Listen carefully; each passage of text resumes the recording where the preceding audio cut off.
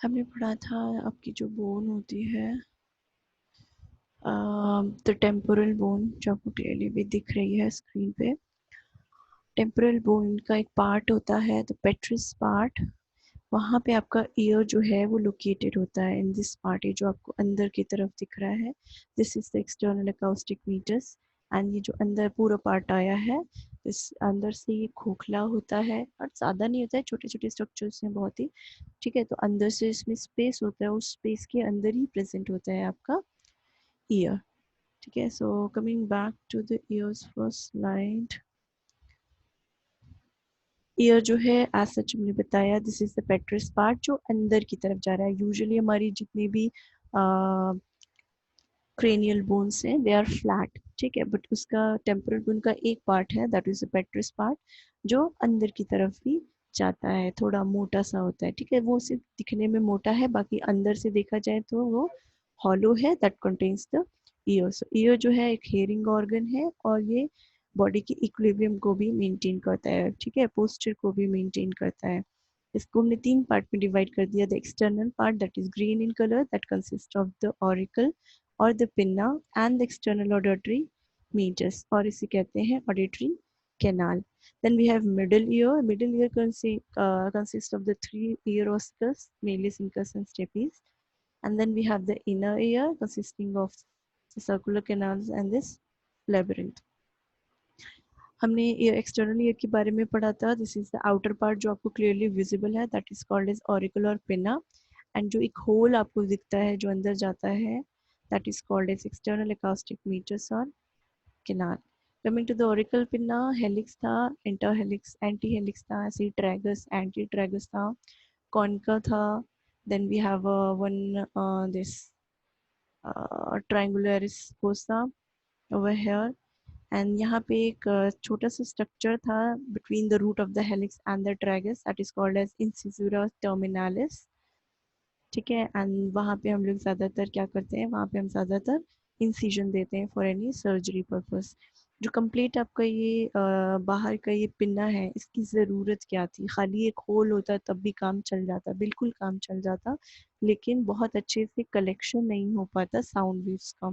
This structure जो है ये इस तरह का है कि it collects the sound and एक साथ फिर उसको थ्रू द ऑडिटरी केनाल अंदर भेजता है। सो एक काम तो इसका ये है। दूसरा काम इसका है कि यहाँ पे जो स्किन प्रेजेंट है और यहाँ का जो कार्टिलेज प्रेजेंट है, that is use for cosmetic purpose, वहाँ रिकंस्ट्रक्शन सर्जरीज के लिए यूज की जाती हैं। देन इस external acoustic meatus, external acoustic meatus को टोटल 24 का होता है, मिलीमीटर का। सोच सकते हो मिलीमीटर 1 सेंटीमीटर भी नहीं, तो सोचिए कितना छोटा सा ही स्ट्रक्चर है। ठीक है, सो इस 24 में जो आउटर 1/3 है that is cartilaginous, that doesn't contains any bony part. फिर हम अंदर जाते हैं, then there is a bony part. So this bony part जो भी है, this is the external acoustic meatus of temporal bone. ठीक है, देन आगे ब्लड सप्लाई हमने देख ली थी। इसकी पोस्टीरियर ऑरिकुलर हम देखे तो एक्सटर्नल कैरोटिड आर्टरी से होती है, जिसकी 4 ब्रांच हैं, posterior, superficial temporal, occipital, maxillary. They are all the branch of external carotid artery. Maxillary I think is not a branch. The maxillary artery है वो ऑडिटरी कैनाल जो अंदर था उसको सप्लाई कर रही है। Then coming to the venous drainage, venous drainage जो होता है that is all with the corresponding veins, posterior auricular vein, superficial temporal vein and occipital vein। जब बात हम करते हैं अंदर की मीटस की बात करते हैं, then pterygoid plexus, external jugular and maxillary vein, वहाँ पे वीनस सप्लाई, वीनस ड्रेनेज होता है एक्सटर्नल अकाउस्टिक मीटस का। लिम्फेटिक में हमारे pre auricular and post auricular lymph nodes होते हैं जहाँ पे ड्रेनेज होती है, या फिर सुपरफिशियल सर्वाइकल लिम्फ नोड्स होते हैं। Coming to the nerve supply में हमने देखा था we have mandibular nerve that is supplying, we have two spinal nerves that are supplying the great auricular and lesser occipital, then the vagus and the facial nerve supplies inside। ठीक है, vagus nerve जो है वो acoustic meatus को करता है, या फिर रूट वाला जो पार्ट है पीछे और आगे दोनों वहाँ पे करता है। फेशियल नर्व जो है that is supplying the muscle of the ears. हमारे यहाँ मसल्स हैं, वेस्टिजियल है, functionally but structurally they are present, of course उनकी अपनी एक नर्व सप्लाई है। और नर्व सप्लाई फेशियल नर्व की कौन सी होगी, that is sensory in nature. ठीक है, so this was all about the external ear. Then is the tympanic membrane that separates the external ear to the middle ear. It is semi transparent, ठीक है, जो बहुत ज़्यादा experienced teachers होते हैं उन्हें बहुत अच्छे से फोल्ड नज़र आता है, उन्हें बहुत अच्छे से पीछे से इवन इनकस के भी हैंडल नज़र आ जाता है। ठीक है, so this depends on only on the experience. जितना अच्छे से देखोगे उतना अच्छे से, कहते हैं ना एक बुक को 50 बार पढ़ोगे तो हर बार आपको एक नई चीज़ उसमें मिल जाएगी। तो सेम इज द केस है, जितना एक्सपीरियंस होगा यानी जितनी बार आप देखेंगे आपको कुछ ना कुछ टिम्पैनिक मेम्ब्रेन में नया दिखेगा। ठीक है, it is 10 mm in diameter, 0.1 की थिकनेस है। इसके दो पार्ट है, पास टेंसा एंड पास फ्लैसिडा। टेंसा क्योंकि ये टेंस रहती है, that is why it is tensa. Then we have a flaccida part, यहाँ फ्लैसिड का मतलब है loose part, so this is the pars flaccida. Next इसके दो सरफेस हमने पढ़ लिए जो आउट को बाहर फेस कर रहे हैं यानी ऑडिटरी कैनाल को फेस कर रहे हैं, that is the lateral one. And जो मिडल ईयर को करेंगे that is the inner one. ये जो आपका मेलिस बोन है, मेलिस बोन जो है आप यहाँ पे देखिए क्लियरली, ठीक है, इसमें ये जो इसका लोअर हैंडल लाइक स्ट्रक्चर है that is exactly attached to the tympanic membrane up to the middle somewhat, और ये खींचता है इसको, किसको, आपके टिम्पैनिक मेम्ब्रेन को मिडिली थोड़ा सा पुल करता है, जिसकी वजह से कॉन्वेक्स हो जाता है medial surface and the most convex point is called as umbo. Blood supply जो है वो deep auricular artery and the anterior and posterior tympanic arteries होता है। लेटरल सरफेस यानी outer surface is by deep auricular, medial surface that is the inward facing the middle ear is by anterior and posterior tympanic artery. I think they are the branch of mandibular artery. बाकी हम देख लेंगे, not confirm but sure. Then we have venous drainage. Venous drainage जो होता है external jugular vein में होता है and in the transverse sinus. आपने पढ़ा था आपके ब्रेन में साइनस है, transverse sinus some part of its the medial surface जो है वो ड्रेन होती है sorry, medial surface is drained into transverse sinus and pterygoid venous plexus, while the external one जो बाहर की तरफ है facing the auditory canal that is drained into external jugular vein. Nerve supply भी same है, anterior half is supplied by auriculotemporal nerve and by vagus nerve, जबकि medial जो अंदर की तरफ है that is supplied by the glossopharyngeal nerve. Coming back to the internal ear, the middle ear, this was all about your external and tympanic. Coming to the middle ear जो है that is mainly an air filled cavity, ठीक है, air filled cavity है जिसमें present है, अगर आप एक structure देखें, देखिए अगर आप ये देखेंगे इस छोटे छोटे bone के अंदर आपको holes नजर आ रहे हैं, so इस hole ये अंदर ही present, so this is the middle ear cavity, this is also called as tympanic cavity. इसी में हम इस साइड पीछे की तरफ जाएंगे, then we'll have inner ear. ये आपका posterior है, this is the anterior part, this is the posterior part, so आप जब posteriorly जाएंगे you'll find this is all the part is included in the middle ear, the tympanic cavity. हम अभी पढ़ लेंगे आगे epitympanic recess, then mastoid part and mastoid air cells. ठीक है, सो मिडिल ईयर की बात करते हैं। जो मिडिल ईयर है, ठीक है, that is somewhat cubical in shape, not exactly cubical but is somewhat cubical in shape. Cubical का मतलब हो गया एक रूम लाइक स्ट्रक्चर है, whether is a room of your house और अ क्लासरूम। ठीक है, तो उसमें आपकी 6 वॉल होंगी, दो एक ऊपर होगी फॉर्मिंग अ रूफ, एक नीचे होगी फॉर्मिंग अ फ्लोर, बाकी होगी आगे पीछे और साइड्स में। सो जो लेटरल वॉल है that is facing the outward area, जो ये वाली वॉल है that is called as tympanic wall because it is facing the tympanic membrane. ठीक है, तो इसे मेम्ब्रेनस वॉल भी बोलते हैं बिकॉज यहाँ पे टिम्पैनिक मेम्ब्रेन है, so we call it tympanic wall, membranous wall और lateral wall. Then we have medial wall that is facing the inner ear, यहाँ पे अब आपका labyrinth होगा, so we also called it labyrinthine wall. Then we have anterior wall सामने की तरफ, because of the presence of the carotid canal in front and यहाँ से नीचे से inferiorly pass होती है आपकी internal carotid artery, internal carotid vessels बोले, ठीक है, तो vessels पास होते हैं, so this anterior wall is also called as carotid wall. इसी तरह से अब आपका बच्चा सिर्फ एक पीछे का सरफेस, पीछे वाला जो है that is the posterior wall. अब आप पीछे में देखेंगे तो पीछे में आपके क्या प्रेजेंट है, आपके प्रेजेंट है, अभी हमने देखा था मेस्टॉइड प्रेजेंट था, mastoid process, air cells and the mastoid antrum. So we call that wall as mastoid wall. The most important part of the middle ear is this. What are the 6 walls and what are its relation? The most important part of the middle ear. So coming back to this is the middle ear. ठीक है, this is what is the middle ear. ये बीच में जो आपको दिख रहा है, this is completely the middle ear. Middle ear में मैं आपको बता दूं, this is the interior part, this is the posterior part. ये जो आपकी यहाँ पे एक वॉल होगी, this is the posterior wall. Posterior wall is related to the mastoid antrum and this. कभी कभी क्या होता है कुछ लोगों में, ये जो एयर सेल्स हैं या एयर फिल्ड स्पेस है, ये बढ़ जाती है। अगर ये एयर फिल्ड स्पेस बढ़ जाएगी तो ये जो बोनी पार्ट है ऑफ कोर्स ये थिन हो जाएगा। जब ये चीज़ थिन हो जाती है तो पीछे यहाँ पे इस एरिया में प्रेजेंट होता है सिग्मोइड साइनस। ठीक है, सिग्मोइड साइनस होगा और सिग्मोइड साइनस खुल जाएगा आपका इंटरनल जुगुलर वेन के अंदर। ये हम पढ़ चुके हैं कि ब्रेन का जो वेनस प्लेक्सस, पूरा हमने वेनस सप्लाई पढ़ी तो हमने बोला वहाँ की वेनस सप्लाई कैसे होती है, थ्रू साइनस। तो सिर्फ और जितने भी साइनस थे वो सारे आके खुल रहे थे सिग्मोइड में। सिग्मोइड जो है फर्दर कंटिन्यू कर जाता है या ड्रिंक कर जाता है इंटरनल जुगुलर वेन में। So it is present posteriorly. So कभी कभी जो वो लोग जिनमें एयर सेल्स जो है, ये जो एयर स्पेस है दैट इज एनलार्ज्ड, जिनमें बढ़ी हुई होती है, कॉन्जेनाइटल प्रेजेंट होता है, हर इंसान में बराबर नहीं होंगे, सेम शेप सेम साइज भी नहीं होंगे, दीज आर एयर सेल्स जगह जगह पे प्रेजेंट होंगे। सो कुछ लोगों में दिस एरिया जो है एयर स्पेस का ये बढ़ जाता है। सो इन दैट केस जो ये बोनी पार्ट आपको दिख रहा है, जितना भी बोनी पार्ट है ये फिर थिन हो जाएगा। जब बोनी पार्ट थिन हो जाएगा तो chances of spreading of infection through middle ear to the brain area और a sigmoid sinus is increased. Sigmoid sinus में इन्फेक्शन होगा तो ड्रेनेज में प्रॉब्लम आएगी। और ड्रेन किसको करता है सिग्मोइड साइनस? ब्रेन के। सो ब्रेन में ब्लड जो है वो जमा होना शुरू हो जाएगा। So there are few, so this is one clinical. So this is the posterior relation. अगर हम बात करें this is the middle ear, so this is, ये हम देखें तो ये बाहर का है, दैट इज मेम्ब्रेनस और टिम्पैनिक वॉल।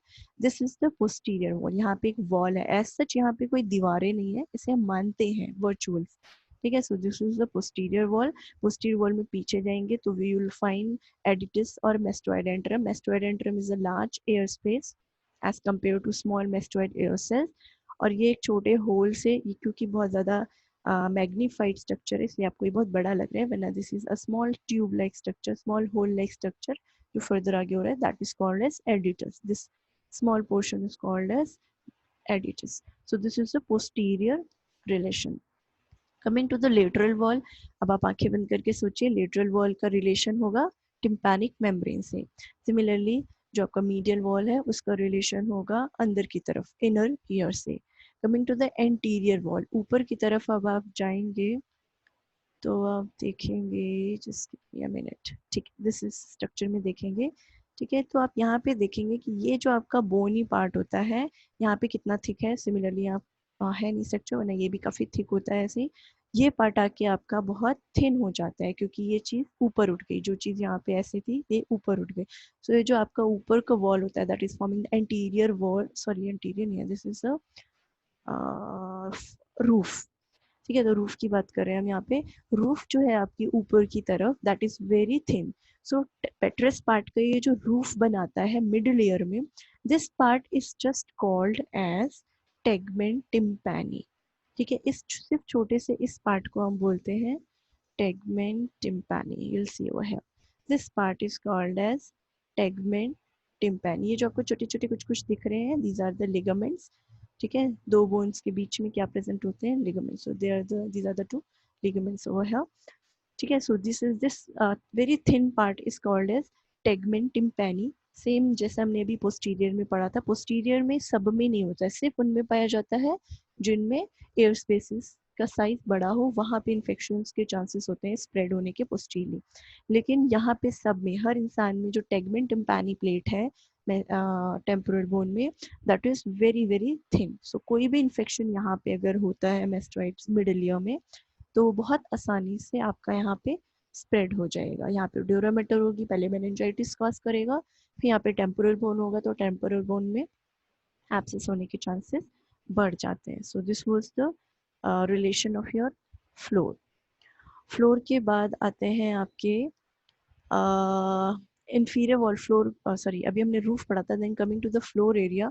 फ्लोर में अगर आप आ जाइए यहाँ पे, अगर हम नीचे की बात करें, ठीक है, सो नीचे आपके यहाँ पे प्रेजेंट होता है jugular fossa. Jugular fossa small depression आप देख सकते हैं, एक कॉनकेव लाइक स्ट्रक्चर है जिसके अंदर जुगुलर बल्ब प्रेजेंट होता है। What is jugular bulb? Just sigmoid sinus internal jugular when के अंदर खुलती है, जो जहाँ पे भी खुलती है वो एरिया थोड़ा सा डायलेटेड होता है एज कम्पेयर टू वेन है एक ट्यूब लाइक स्ट्रक्चर।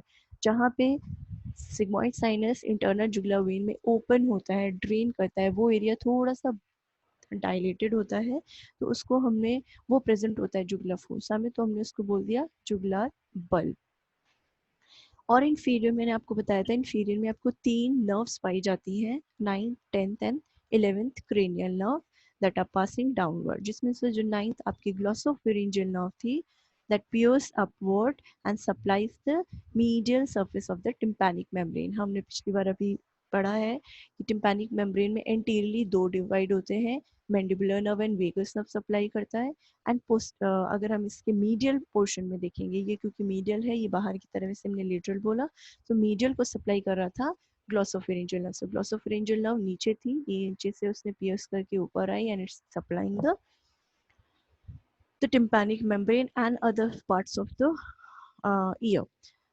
ठीक है, सो यहाँ पे आपके रिलेशन में दो चार चीजें आ गई, the 3 cranial nerves, 9th 10th and 11th cranial nerve and the jugular bulb, that is nothing but that is the dilated portion of the internal jugular vein।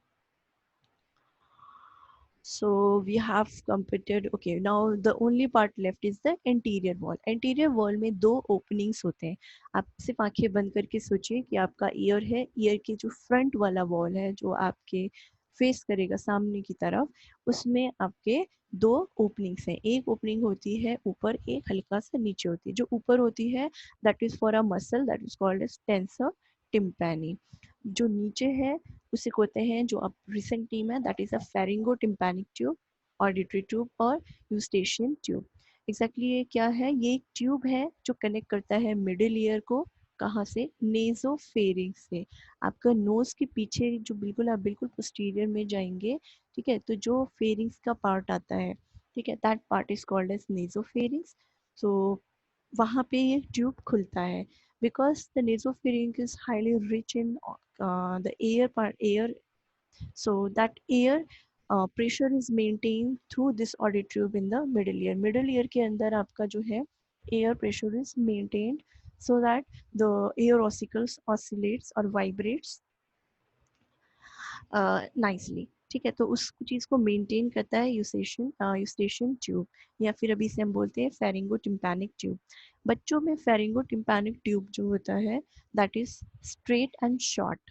So chances of infection from neck area और अपर respiratory track infection जो है आसानी से बच्चों में कानों में आ सकता है। इसीलिए आप देखेंगे जब भी बच्चों इंशाल्लाह ड्यूटी लगेगी तो आप देखेंगे ENT में, ईयर में जब आप जाएंगे तो यू फाइंड देयर कि मोस्ट ऑफ द बच्चे जो आ रहे हैं वो आ रहे हैं कान में अगर कोई दिक्कत लेके आते हैं, तो वो मोस्टली आते हैं तो पेन वेन, ठीक है। अगर सेकंड देखा जाए तो वो कहते हैं बच्चे का कान बह रहा है, ठीक है। What is exactly that? कान बहना इज नथिंग बट जब आपका ऑफ कोर्स वहाँ पे इन्फेक्शन हुआ है, ठीक है, दैट इज कॉल्ड एज एयरस्वेम और सीएसवेम, वो हम आगे पढ़ेंगे इंशाल्लाह फाइनल में पढ़ना, ठीक है। तो वो एग्जैक्टली मेनली जो कॉज होता है, मेन जो बताना चाह रही हूँ वो है कॉज। तो कॉज होता है ये यूस्टेशियन ट्यूब। क्या होता है? किसी को भी खराश होना, हल्का सा नज़ला जुकाम होना बहुत कॉमन चीज़ें हैं, इट्स नॉट लाइक कोई बहुत बड़ी बीमारियां नहीं है।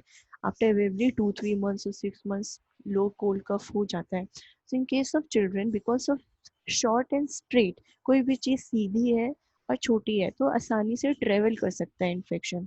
एडल्ट में वो थोड़ा सा ओब्लिक हो जाता है, टिल्टेड हो जाता है, सो उसमें इन्फेक्शन जो ट्रेवल करता है वो, उसकी स्पीड जो है वो स्लो हो जाती है। सो बच्चों में आप देखेंगे कभी भी किसी को फेरेंजाइटिस होगा तो सिर्फ कान में दर्द होना शुरू हो जाएगा। सो जो डोंट गेट कि कान में क्या हो गया, it's your upper respiratory tract infection that is spreading to your ear. So आप अपने फेरेंजाइटिस को ही ठीक कर लीजिए, आपका ईयर अपने आप ठीक हो जाएगा।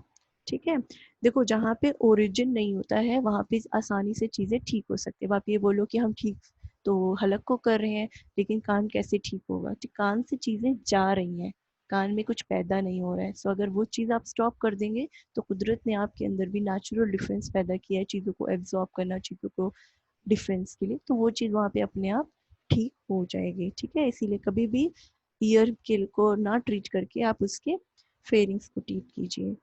So this was about your pharyngotympanic tube. So this was all about the relation. So middle ear में जब भी कोई बात होती है, मैंने इसलिए सिर्फ रिपीट किया because this is the most important part. There are 6 walls and ये 6 walls आपस में इनके चारों तरफ क्या क्या प्रेजेंट है, एक बार पढ़ना। अगर तुम लोग को ना समझ में आए प्लीज कंसल्ट।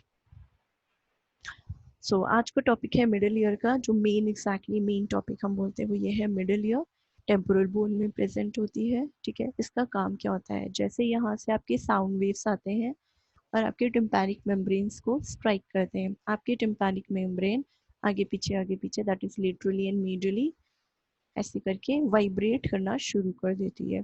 ये वाइब्रेशन आपका जाता है मेलियस के अंदर, this is the handle of Méliès attach, तो मेलियस भी वाइब्रेट करना शुरू करेगी। ये वाइब्रेशन इनकस में जाएगा और इनकस से स्टेपीज में जाएगा। स्टेपीज जो है ये ओवल विंडो से इनर ईयर से कनेक्टेड होती है, फिर ये फर्दर अब आगे चला जाएगा। सो जो मेन काम है मेलियस इनकस स्टेप्स का वो सिर्फ एक है, vibration that is produced by tympanic membrane. Vibration sound wave नहीं थी, साउंड वेव देखो कोई भी चीज होती है आप उसे फूंक मारते हैं, सपोज एक आपने अम, अपने आगे हाँ, एक पेपर ले लेते हैं, उसे आप फूंक मार रहे हैं तो वो आगे पीछे मूव करेगा। ठीक है, सो वो जो एयर थी उस एयर ने आपके जो पेपर था उसके अंदर कुछ ऐसे, यहाँ पे मैं आपको बता देती हूँ जो टिम्पैनिक मेम्ब्रेन है, it is nothing but it is a transducer, it is converting one form energy into another form. So जो भी साउंड वेव्स आती है उसे वाइब्रेशन में उसको रेजोनेंस प्रोवाइड करता है, वाइब्रेट करता है, एंड उस साउंड वेव को इसने कन्वर्ट कर दिया वाइब्रेशन में, that is transmitted by the 3 ear ossicles into the inner ear. So जो मिडल ईयर का काम है वो क्या है, ट्रांसमिट करना वाइब्रेशन को that was produced by tympanic membrane to the middle sorry inner ear. इसके दो पार्ट होते हैं, tympanic cavity and epitympanic recess. Recess is nothing but a cavity also. So tympanic cavity किसे कहते हैं, the cavity that is present behind the tympanic membrane. This red portion जो है this is this is called as tympanic cavity, and the cavity that is present above the tympanic cavity but behind a bone and not the membrane, that is called as epitympanic recess. epi मतलब ऊपर, tympanic recess यानी जो आपकी tympanic cavity थी इसके ऊपर जो present है उसे हमने बोल दिया epitympanic recess. तो head of the malleus and the incus both lie in this area. ठीक है, सो आप यहाँ पे भी देख सकते हैं दिस इज मेरे टिम्पैनिक मेम्ब्रेन। तो the cavity that is present behind the tympanic membrane is tympanic cavity, while the tympanic cavity above tympanic cavity is another air-filled cavity behind a bone and not the membrane, that is called as epitympanic recess. Coming to the ear ossicles, we have 3 ear ossicles that are movable, and of course they are connected to each other by a synovial joint. That is the 3 ear ossicles, as the most lateral one is the malleus, then we have incus, and then we have stapes. So coming to the malleus, malleus जो है आप देखेंगे laterally attach होता है tympanic membrane से, हमने देख लिया यहाँ पे tympanic membrane से आपके attach है, and medially अगर आप इस साइड जाएंगे तो ये articulate करता है इनकस से इन एपिटिम्पैनिक रेसिस। एरिया जो है वो बदल गया, एपिटिम्पैनिक में प्रेजेंट है।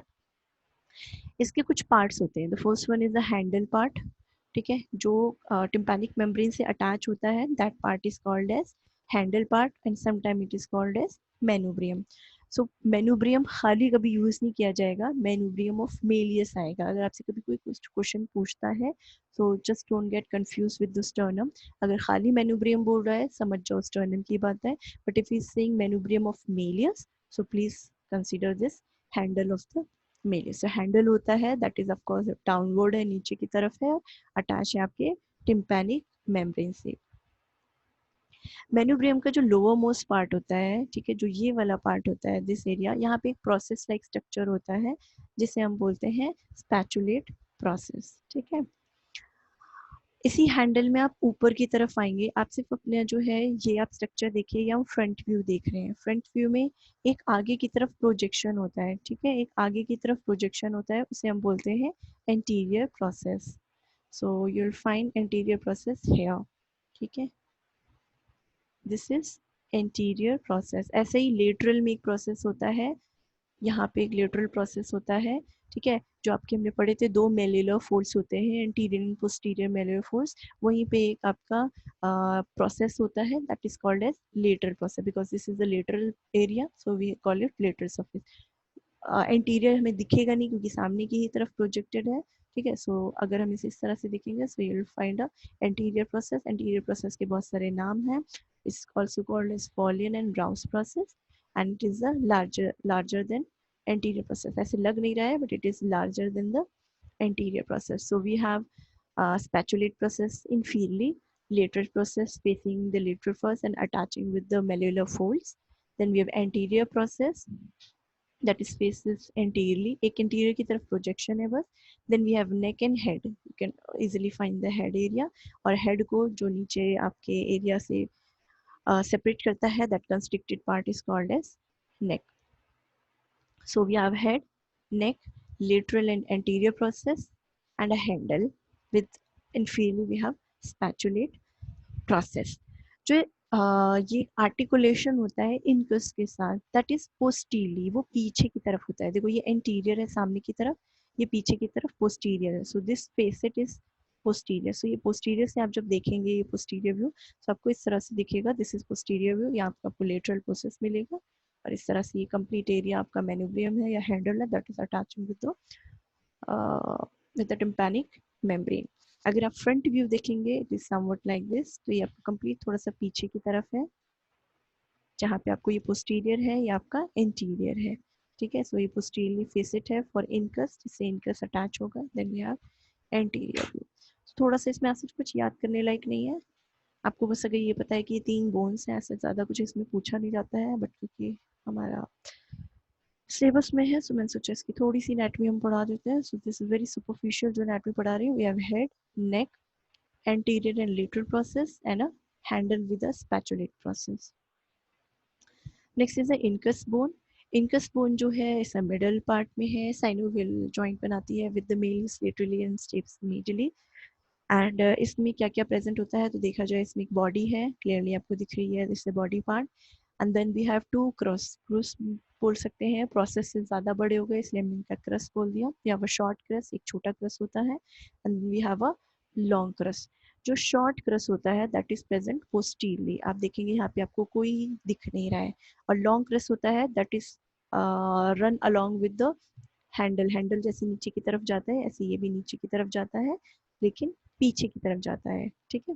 So we have two crus, the ये आपको दिख रहा है एक नीचे की तरफ आता हुआ, that is called as long crus, and एक पीछे की तरफ जाएगा, इसमें छोटा होता है, that is short crus. Body है अगर आप देखें तो कुछ somewhat is cubical in shape, and then we have short crust, long, and then we have lentiform process। lentiform process किसे कहते हैं, जब लॉन्ग क्रस्ट नीचे की तरफ आता है, जैसे ये आ रहा है, ठीक है, तो ये बेंड कर जाता है 90 डिग्री पे, ठीक है। इसमें जो 90 डिग्री पे बेंड करने के बाद जो एरिया होता है, ठीक है, उसको हमने बोल दिया दिस इज लेंटिफॉर्म प्रोसेस। तो लॉन्ग क्रस्ट का वो एरिया जो बेंड करके 90 डिग्री एंगल पे बेंड कर जाएगा and articulates with the stapes, that part is called as lentiform process. Clear है आप लोगों को? Next is the stapes bone. Stapes bone जो है मोस्ट मीडियल है, and among the ossicles this is the smallest one. This is Malleus is the largest one and stapes is the smallest one. इसमें भी हमारे दो चार parts हैं। We have head जिससे ये कनेक्टेड है, then we have a constricted part that is called neck, then we have two projection जैसे हम प्रोसेसेस भी बोल सकते थे, लिम्स भी बोल सकते थे। यहाँ पे इन्होंने क्रूडर टर्म यूज किया है, मे बी आपकी बुक में limbs like structure use term use किया हो। And then we have a base, ठीक है, आप देखेंगे आपको एक बेस लाइक स्ट्रक्चर मिलेगा, ये यहाँ पे देखेंगे इस राउंड ओवल शेप का होता है। So coming to the head, head जो होता है आर्टिकुलेट कर रहा था आपके लेंटिफॉर्म प्रोसेस से, Then we have a constricted part, that is neck. We have two cruras, anterior and the posterior one. एक बात कही जाती है और anterior and posterior one के लिए कि anterior crura है वो थोड़ा सा छोटा होता है और posterior crura थोड़ा सा लंबा होता है. as comparison जब करेंगे तब ऐसा देखा गया, they are not equal. Anterior one is shorter and the posterior one is larger. Then we have a base. एक base जो है oval shape plate है जो oval window से articulate करती है. This is the oval window here and it articulates with the Oval window. हमारे middle ear के अंदर दो मसल्स पाई जाती हैं और इन मसल्स का काम क्या होता है, that is the most important thing. इनका काम था कि जब भी कोई लाउड वॉइस होगी, ठीक है, जब आप फूक मैंने आपको बताया पेपर है, आपने फूक मारा वो हिला, ठीक है, आप तेज फूक मारेंगे वो तेज से हिलेगा, ठीक है. तो क्या होता है, फटने की चांसेस होते हैं. जब हम बहुत तेज कोई भी बहुत तेज चीज आएगी तो बर्स्टिंग के चांसेस ज़्यादा होंगे. तो यहाँ से जब कोई भी बहुत तेज लाउड वॉइस आती है, there are two muscles. The one is जो हमने अभी पढ़ा था tegmen tympani, sorry tensor tympani, and we have stapedius. These are two muscles, ठीक है. ये दो मसल्स जो हैं ये कंट्रैक्ट कर जाते हैं, यानी ये पीछे की तरफ खींच लेते हैं, जिसकी वजह से जो आपका टिम्पैनिक मेम्ब्रेन है वो बहुत ज़्यादा वाइब्रेट या ऑसिलेट नहीं कर पाता. ये पहले से ही बहुत ज़्यादा खिंचा हुआ है तो ये आगे ज़्यादा आ ही नहीं पाएगा, ठीक है. सो ये एक प्रोटेक्टिव मैकेनिज्म है जो कुदरत ने आपको दिया है. तो we have two muscles, tensor tympani जो आपके हैंडल ऑफ मेलियस पे अटैच्ड है और स्टेपिडियस जो स्टेपीज पे आपके अटैच है. This two muscles pulls the malleus and stapes during loud voice. जब भी कोई बहुत तेज बोलेगा ये दोनों मसल कॉन्ट्रैक्ट कर जाएंगी, जिसकी वजह से मेलियस और स्टेपीज कॉन्ट्रैक्ट कर जाएंगे, क्योंकि मेलियस टिम्पैनिक मेम्ब्रेन से अटैच है, सो ये भी कॉन्ट्रैक्ट कर जाएगी, यानी ये भी मीडियली पुल हो जाएगी, जिसकी वजह से जो ऑसिलेशन है, जिसकी वजह से जो वाइब्रेशन है वो उस लेवल पे नहीं होंगे जिस लेवल पे होना चाहिए था. So this one of the protective action by nature given to us. ठीक है, so this is all about your middle ear.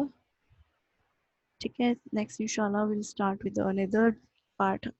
देखूंगी मिडिल ईयर में कुछ रह जाएगा तो ठीक है, वरना we'll start with the inner part. So we have completed. ऐसे इसमें मेलियस इनका स्टेप की है जो मैंने आपको बताया, हेड नेक टूरस. आपको स्ट्रक्चर पता होना चाहिए, याद होना चाहिए डायग्रामेटिकली.